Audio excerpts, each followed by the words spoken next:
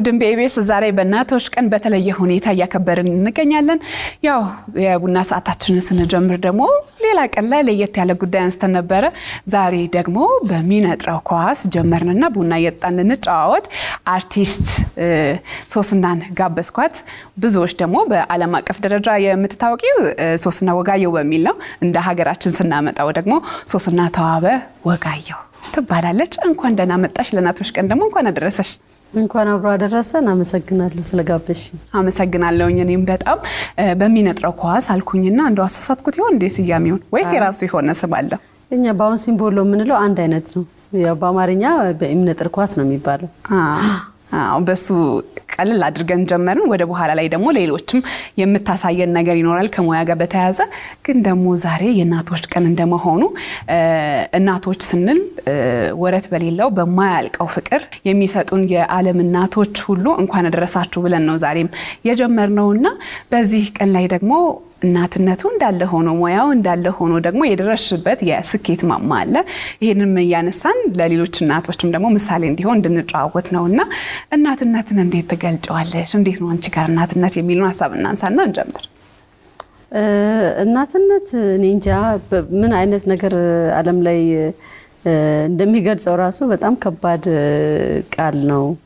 ምክንያቱም አንድ ሴት እናት ስትሆን ወይ ደግሞ እናት ሲኖራት ከውስጧ ጀምሮ ከጽንስ ጀምሮ ያለ ቦንድ አለ። ከዛም ደግሞ በአስተዳደግ ላይ ባለው ፕሮሰስ ላይ እናት በጣም ክሎዝ ናት ፋሚሊ ላይና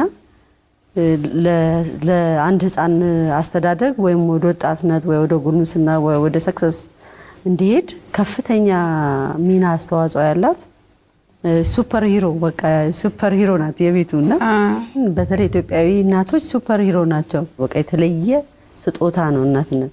ለመጀመሪያ ጊዜ እናት ስትሆኚ ምን አይነት ስሜት ተሰማሽ? የሁሉም እናቶች የሚጋሩት ነገር ነው ብዬ አስባለሁና ወልደሽ ስታቅፊ ሳይሆን ገና ስትጸንሽ ይጀምራል እናትነት ይላሉና አንቺ ጋር እንዴት ነበር?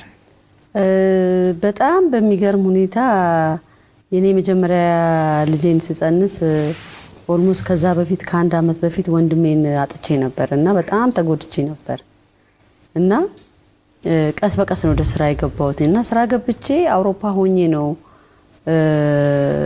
እርጉዝ መሆኔን ያወቅኩት። ለዚያውም ኦልሞስት 3 ወር ማለት ነው እና በጣም አደገኛ ስራ ነበር በሰዓቱ የምሰራውና አንደኛው ትሪት የማቀርበው እንደ ሁዲኒ አክት ይባላል። እንደ መስታወት ቦክስ ሆኖ አላ ኦንላይንም አለ መስታወት ቦክስ ሆኖ እዛውስ ገብቼ ተጣጥፌ ውሃው ይሞላል እና ተገጥሞ በተንሰለት ታስሮ ምናምን እና እንደዚህ አይነት በቃ የሚገርም ትሪት በመሰራበት ሰዓት ነበርና ልክ ማርገዜን ሳቅ በሚገርም ሁኔታ ይሄ ውሃው ንጹህ ነው ወይ ቴምፕሬቸሩ እንዴት ነው በቃ ጨነቀኝ ሁላ። ምክንያቱም በቃ ኢንስታንትሊ ይቀይርሻል። ከዛም እንግዲህ 2 ሳምንት እስኪቀረኝ ለወልድ ፐርፎርም ያደረኩ ነበር። በየሀገሩ ዞራለሁ፣ ትሪት ሰራለሁ፣ ሙዚካል ኢንስትሩመንት እጫወታለሁ እና በቃ ልጄ ከእርግዝና ጀምሮ አብራኝ ትራቭል እያደረገች ነው እንትን ያለችውና ግን ያ የእናትነት እንትን ሌላው የሚፈጥርብሽ ነገር ከእርግዝና ጊዜ ጀምሮ መፍራት ጀመርኩ። ለኔ እኮ መሰለሽ እንደ ሆድ ይስላለው ፈራለው። አሁን ደግሞ ሲሄድ ደግሞ ለልጆቼ ሰጋለው። ለራሴ ራሱ ፈርቼ ማላቀው ሰው ልክ ከወለድኩ በኋላ በቃ ቀየረኝና ለመኖር እንዳለብኝ በቃ ብዙ የሚያስታውስሽ ነገር አለ። አንድ ነገር ቢፈጠር ሊጎዱ የሚችሉትን ነገሮች ስታስቢ አንቺ ብቻ አይደለሽም። ስለዚህ ኃላፊነቱ በዛ ልክ ነው የሚመጣው። ሶስና እንግዲህ እናትነት ስንል 2 ልጆች እንዳሉሽ አውቃለሁኝ። ከዛ በተጨማሪ ደግሞ በሞያሽ እናት ይሆንሽላቸው ደግሞ ልጆች አሉ ያንቺን ፈለግ የተከተሉ የሚያስፈልጋቸውን ነገሮች ሁሉ እየሰጠሽ ደግሞ እንደ እናት ከስር እየተከባከብሽ ያሳደግሻቸውና እንደ ኢትዮጵያ ባህልም ደግሞ ስንወስድ ከልጆቻችን ውጪ በዙሪያችን ብዙ ልጆችን ያሳድጋሉ እናቶችና እዚህ ሐሳብ ላይ እንድናወራ ነው። እናትነት ሲባል ከአብራክ የወጡ ብቻ አይደለም፣ እንደ ልጅ ደግሞ እናሳድጋቸው እንደ እናት ደግሞ እነሱ የሚያዩን ልጆች አሉና እዚህ ሐሳብ ላይ እንጫወት። እኔ እንደ ድልም ሆኖ ቤተሰቦቼ እናቴ ወይዘሮ አለሞላ እናቶ ተዋበ ወጋየሁ ይባላሉና 25 ሰው 30 ሰው ሆነን ያደግነው ማለት ያጎት ልጅ ምን የሚያስተምሩትን ያስተምራሉ፣ ስራ የሚይዘው ይይዛል፣ ራሱን ሲችል ይወጣል፣ ሌላ ይመጣል። እንደዚህ ነው አስተዳደጋችን የነበረው። ስለዚህ ያ ከስተም አለ ያው ደሜ ውስጥ ማለት ነው። አሁን ደግሞ አዘ ፕሮፌሽናል ትምህርት ቤታችን ውስጥ ያሉ ልጆች አሉ ብዙዎች። እነሱን ደግሞ ከ6 ዓመት 5 ዓመት ጀምሮ ይመጣሉ። ሲመጡ እንደው እኔ ከነሱ ማራለው ማን ነው እኔም አስተምራቸዋለሁ ላለው እንጂ ከነሱ በጣም ብዙ ነገሮችን አዳምጣለሁ፣ እሰማለሁ። እንዲያውም ያላቸውን ችግር የምረዳው ከነሱ ጋር በማውራት ነው፣ በመነጋገር ችግርም ካለ ከቤተሰብ ጋር ተጠግቶ በመፍታት ነውና ይሄ ኬሪንግ የማዘሪንግ ፓርት እነሱ ላይ አገር ውስጥ ብቻ አይደለም የሚሰራው። ደግሞ አድገው ደግሞ ውጭ ይሄዳሉ። ውጭ ሲሄዱ ደግሞ ስለ ውጭ ባህል መንገር አለብሽ። ብዙ ህግጋቶችና ስርዓቶች አሉ ውጭ ሀገር ማድረግ የሌለባቸው መንካት የሌለባቸው ነገ ነገ ችግር ሊፈጥርባቸው የሚችሉት ነገሮችን ሁላ ማማከር መምከር ያስፈልጋል። እና ክሎዝሊ እኔ 24/7 አቬሌብል ነኝ ለልጆቼ ማለት ነው። ለማሳደጋቸው በሙያ ለመደግፋቸው ውጭ ሀገርም ላሉት አቬሌብል ነኝ። ይደውላሉ፣ ቢጨንቃቸው ቤተሰብ ሚስ ቢያረጉ ችግር ቢፈጠር ይደውላሉ። ስለዚህ ያ ኮኔክሽን ስላለ በጣም ልቤን ይሞላዋል። ያሳደግሻቸው ልጆች ደግሞ ትልቅ መሰረት ጥለው ለወላጆቻቸው መደገፍ ሲጀምሩ ደግሞ ከዚህ በላይ ሳቲስፋክሽን የለም። ያንቺን ያለፍሽበትን መንገድ ሳይ በ6 ዓመትሽ ነው መድረክ ላይ ወጣሽው። ያም ደግሞ በስኬታማነት የቀጠለ ጉዞ ነበርሽና ይሄንን ስንል ሙያው ላይ ስኬታማ ብትሆኚ ደግሞ ኑሮሽን ለመደጎም ሄድሽበት መንገድ ነበረ። ቆሎ ትሸጪ ነበር፣ ሌሎች ነገሮችም እንደዛ አይነት ህይወትን አሳልፈሻልና ይሄ ደግሞ ያንቺ ብቻ ሳይሆን የብዙሃን እናቶች ህይወት ነው። እንጨት ለቅመው ተሸክመው ልጆቻቸው የሚያሳድጉ እናቶች አሉ። ብዙ ነገር ልብስ ማጠብ አለ፣ እንጀራ መጋገሩ፣ ያን ሁሉ የሚያደርጉት ግን ለልጆቻቸው ነውና አንቺ የመጣሽበት መንገድ አሁን የደረስሽበት ስኬት አለ ተስፋ ባለመቁረጥ ውስጥ አይደለ? ይሄ የኢትዮጵያውያን እናቶች ስለሆኑ ይሄን እንድናነሳ ብዬ ነው። በዙሪያሽ መተመለከች ይኖራል፣ እንደ ሀገርም ደግሞ እናቶቻችንን ታያቸዋለሽና ይሄን እናንሳ እስቲ። የእናትን ጥንካሬ፣ ተስፋ አለመቁረጥ፣ ለልጆቿ መቆም፣ ዋልታ መሆንን ይሄን እናንሳና እንጫወት ብዬ ነው። የእናትነት ጥንካሬን እንግዲህ በቅርበት ስላሉ አንዳንዴ ልጆች ሆነን ላንመለከት እንችላለን። እኔ ግን እንደ ድል ሆኖ እናቴን የቤት እመቤትን ብትሆን ልጅ ብትወልድም ማሽን እየሰራች መርካቶ እየሸጠች ከመርካቶ እየሸመተች አባታችንን ስታግዝ በደንብ አውቃለሁ።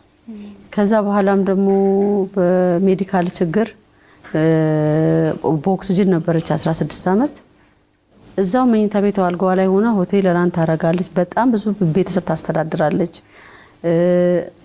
ከአውስትራሊያ እንግዶች ብለክ እሷ እንግሊዘኛ ትናገራለች፣ ትጽፋለች። በጣም ጎበዝ ነበረች እናታችንና ያንን ጥንካሬ አይተሽ ደግሞ እንደዚህ አይነት ሰፊ ቤተሰብ ውስጥ ስታድጊ የሚመጣው ነገር ምንድነው? እኔ አራተኛ ልጅ ነኝ ለቤተሰቤ። ወጣ ያለ አስተሳሰብ ነው የነበረኝ ከልጅነቴም።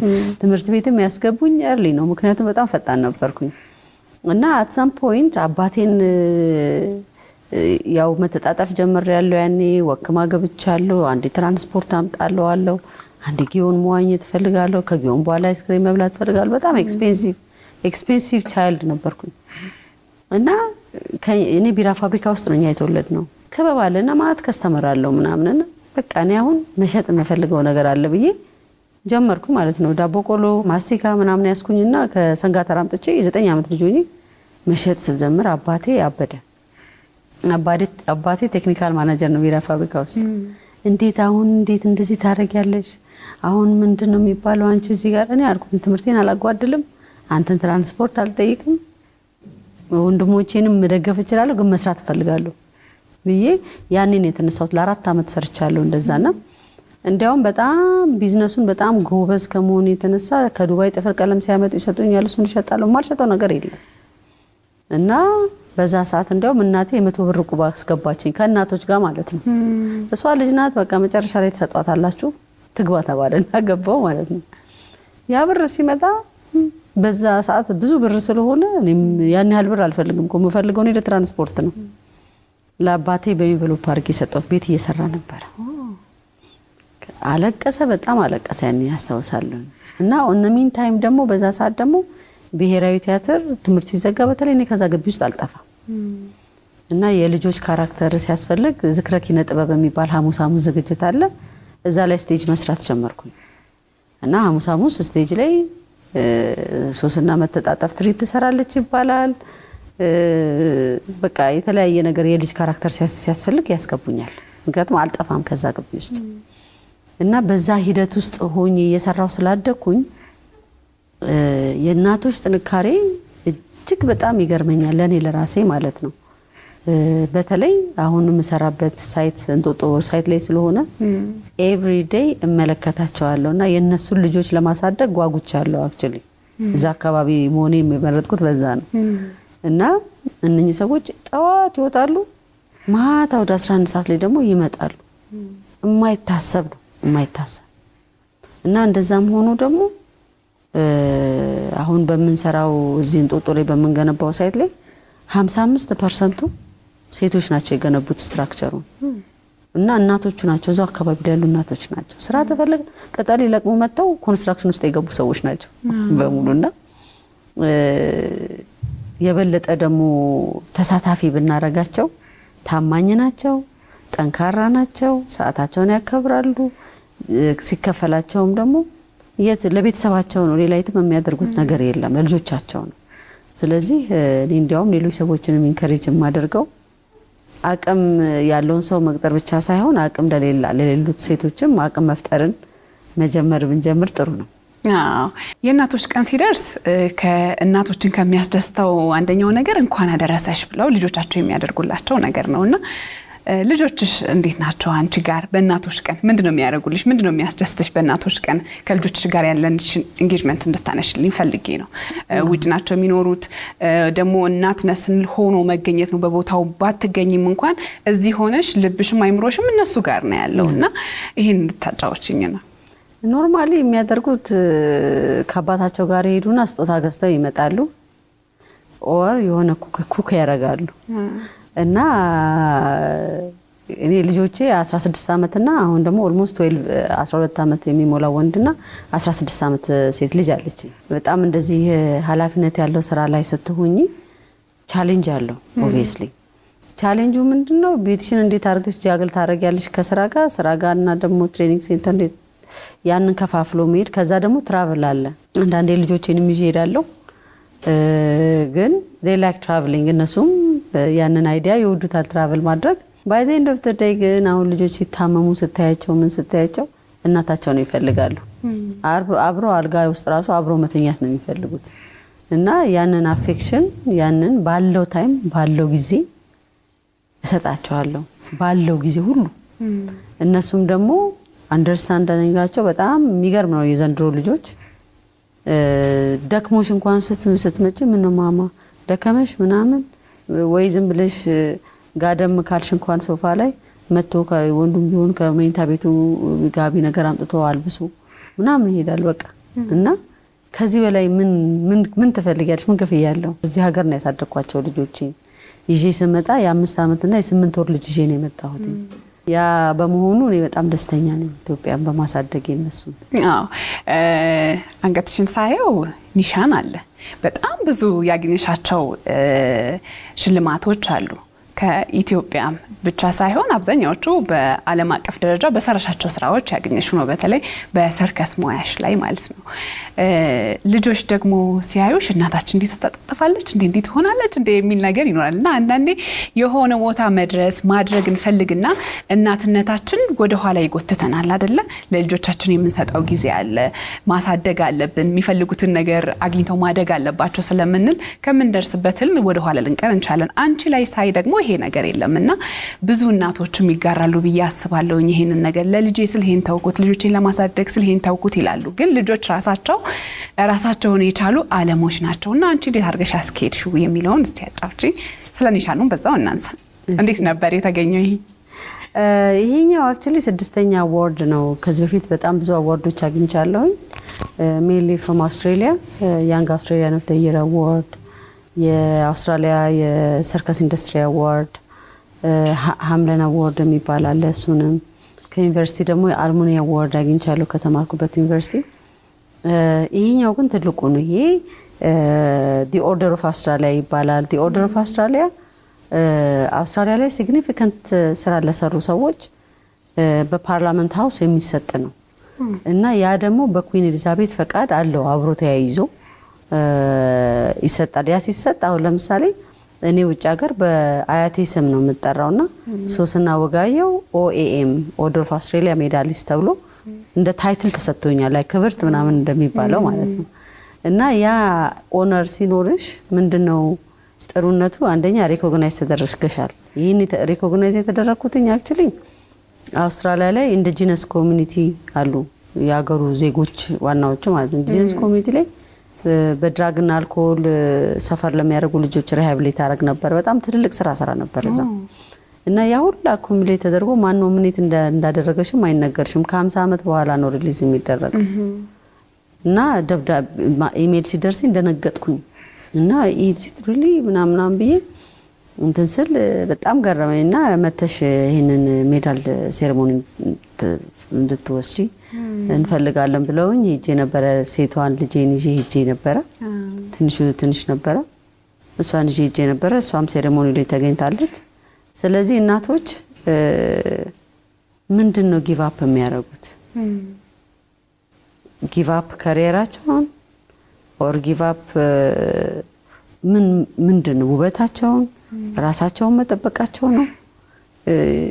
I think they can do it all. ሁሉንም ለዛ ነው ሱፐር ሂሮ ናቸው ምንለው ማድረግ ይችላሉ። ግን ሰፖርት ይፈልጋሉ። ፓርትነራቸውን ሰፖርት ይፈልጋሉ። ልጅንም ደግሞ ስታሳድጊ ምን አይነት ኤግዛምፕል ነው የምታይላቸው? ምን አይነት ኤግዛምፕል የምትሰራ ጠንካራ ሴት ራሷን የምትጠብቅ አውትስፖክን የሆነች ለራሷ የቆመች እናት ናት የምትሻለው ወይ ዝም ያለች ዶሜስቲክ ሆና በቃ ልጆቿን ብቻ ቴክ ኬር የምታረቅ? እሱም ምንም ስተት የለውም ምርጫ ነው ማለት ነው። እና በዛ ውስጥ ያለፈች ሴት ነው የምትሆነው። ሴት ልጅ ካላቸው ምን አይነት ኤግዛምፕል ነው የሚወስዱት? ወንድ ልጅስ ከሆነ ምን አይነት ሴት ኤክስፔክት ያደርጋል? ሲያድጉ እኮ ሁሉን ነገር እኔ አሁን ብዙ ጊዜ ሴቶች ያባታቸውን ሮል ሞዴል ለሚያገቡት ይባላል። ምንም ሆነ ምን ለወንድም ለሴትም ልጅ የሚወስዱት ነገር አለ ካንቺ። ስለዚህ እናትም ብትሆን የራሷ ሆቢ ቢኖራት የራሷ ቤት ውስጥም ብትሆን ክሬት የምታደርገው ነገር ቢኖራት ይሄን የምትለው በቃ ማስበው ነገር አለ ብላ የምታደርገው ነገር ቢኖር ለራሷ ብቻ ሳይሆን ለልጆቿም ኤግዛምፕል ትሆናለች ብዬ አምናለሁ። አሁን ሴንተር እየገነባሽ ነው የሰርከስ ሴንተርና ይሄ የሰርከስ ሴንተር ደግሞ እንደ እናት የምታሳድጊያቸው ልጆች በዙሪያሽ ያሉ የምትንከባከቢያቸው ልጆች አሉ ስልሽ ነበርና ምንድነው አሁን በዚህ ሴንተር ውስጥ ማድረግ ይፈልግሽው? ሴንተሩ ከመገንባትም በፊት እየሰራሽ ያለው ስራ ስላለ በሴንተር ውስጥ አሁን ምንድነው የሚደረገው እና ምን ደረጃ ላይ ነው ያለው? ይሄ እንግዲህ ትልቅ ማዕከል ነው። የመጀመሪያው ሃርት ኦፍ ሰርከስ ቬኑ ነው የሚሆነው አፍሪካ ላይና ዓለም እየጠበቀው ያለው ፕሮጀክት ነው።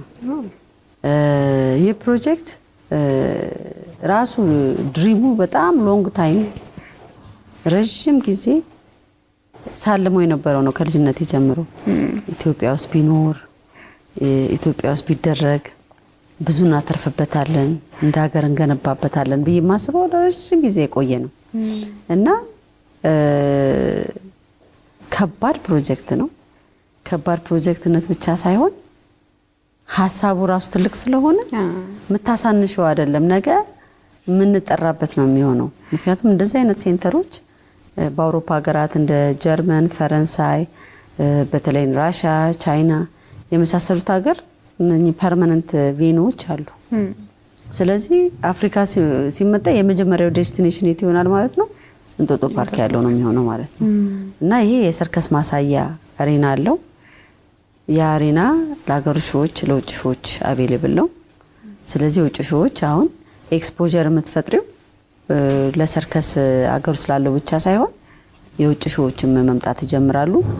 ትልልቅ ስቱዲዮዎች አሏቸው 2 እነሱም የዳንስ ባሌ ታፕ ዳንሲንግ ሰርከስ ጂምናስቲክ ምናምን ልጆች ኢንሮል አድርገው የሚሰሩበት ነው ከዛ በተረፈ ደግሞ ትልልቅ ሰዎች ሲመጡ ማስተር ክላስ ራን ያደርጉበታል በስሩ ደግሞ የሙዚቃ ስቱዲዮ አለው የባንድ ሪሄርሳል ሩሞች አሉት ኮስቱም ስቱዲዮ አለው ሶ ክሬቲቭ አርት ስፔስ ሆል አርት ኢን ሬዚደንሲ ይሉታል በውጭ ስለዚህ እኛ እስካሁን ድረስ ሰርከስ አርቲስት ያሰራን ያሰለጠነን በየሀገሩ ያላከን ያወዳደረን ያለን ነው ያንን የማምጣት ሂደት ግን ኢትዮጵያን የኛ ዋናው ትልቁ ዓላማ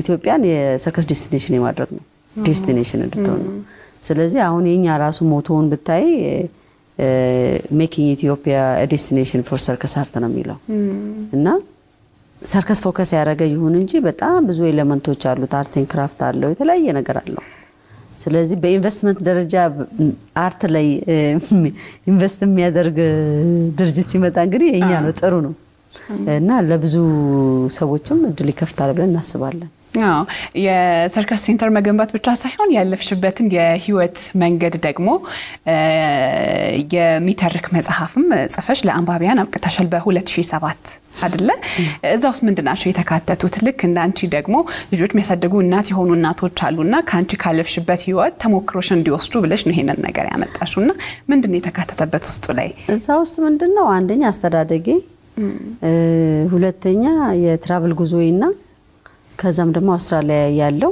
የስደት ኑሮ በጥቂቱ አለው እና የፋሚሊ ላይፍ ማለት የእናቴ አባቴ የወንድሞቼ ኢንተራክሽን growing up ኢትዮጵያ ውስጥ ማደግ ማለት እንደሆነ በግልጽ የሚያሳይ ነገር ነው እና ሆፕፉሊ ደግሞ አሁን የሴንተሩ አልቆ እንደ ትንሽ ፎይስል በሶስት ቋንቋ አትሊስት ትራንስሌት የማድረግ ፍላጎት አለኝ ለኢትዮጵያ አንባቢዎች እንዲበቃ ሆፕፉሊ ለሌሎች ወጣቶችም ያስተምራል ሰርቶ ማደግን የመሰለ ነገር የለም ትራቭል በማደርግበት ሰዓት ራሱ ብዙ ነገሮችን ሰርቻለሁኝ እንደዚህ በልምድ በመስራት ማለት ነውና ብዙ አስተሳሰቦችን የሚቀይሩ ነገሮች አሉት ውስጥ ለአንባቢያን ደግሞ እኛ ሀገር ላይ የማቅረብ እድል ይኖራል ያስባለሁ ሁሌም ህይወታችንን ወደፊት ስናስብ ሮል ሞዴል አድርገን የምንወስደው ቤታችን ውስጥ ያየውን ነገር ነው አይደለ ሴቶችን ማግባት ስንፈልግ አባት የሚመስል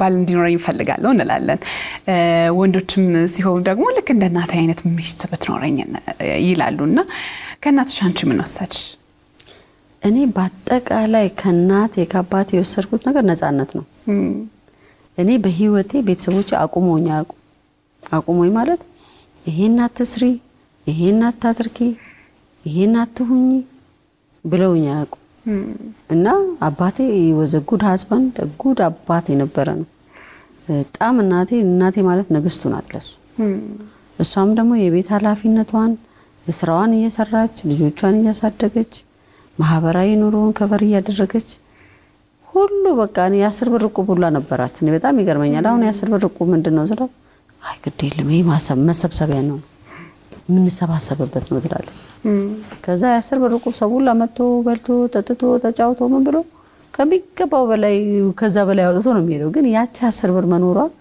ለነሱ ይሰባሰባሉ ስለ ሶሻል ነገር ያወሉ ስለ ልጆቻቸው ያወራሉ ስለ ችግራቸው ያወራሉ ትልቅ ቫልዩ ነው ያለው ሰዎችን ችግራቸውን ኖር ሴቶችን ችግራቸውን በትራዲሽናል ወይ መፍታት በጣም ቆንጆ ሲስተም ነው እና ሆፕፉሊ will stick around that ግን ዋናው ነገር እኔ ከናቴ የወሰድኩት ነገር ነፃነት ብርታቴ ናት ሶስና እንግዲህ ስንጀምር በሚነጥረው ኳስ ጀምርና አሁን ደግሞ ሌላ የምታሳየን ትርኢት አለ ምንድነው እሱ እንግዲህ ክለብ ጃግሊንግ ይባላል እንደው ቀለል ያለ ነገር ይዤ ልምጣ ብዬ ነው ኮኦርዲኔሽን ይጠይቃል አሁን እንደዚህ ቀደም የሚያሳዩዋቸው የሚነጥሩት ኳሶች በሰው ተፈጥሮ በግራ ብሬን እና የሌፍት ብሬን የሚባል አለ ኮኦርዲኔት የማድረግ ስራ ነው ስለዚህ it's different ነው ብዬ እስቲ እንደው ለዚህ ሾው ይመጣናል ብዬ ነው የመጣሁት እንግዲህ በፊት እንኳን በደንብ ስትተጣጣፊ የተለያዩ ጋታለንቶች ላይ ስትወዳደሪ እናቀሻለን ከዛም ደግሞ ወዳኝነቱን መጣሽ ዓለም አቀፍ ሰርከስ ላይ በተለይ ብዙ ስራዎችን ሰርተሻልና ያው አሁን የገነባሽም ስለሆነ ሴንተሩ እንደዛ ባልችም የተወሰነ ነገር ምን ስፕሪቱን ላሳይ እንዴት ይችላል አይቀርም እሱ አይቀርም እሱንም በሱ ሶስና እንሰናበታታለን ሌሎች የእሁድን በኢቢኤስ ፕሮግራሞቻችን ግን ይቀጥላሉ አብራችሁን ሁኑ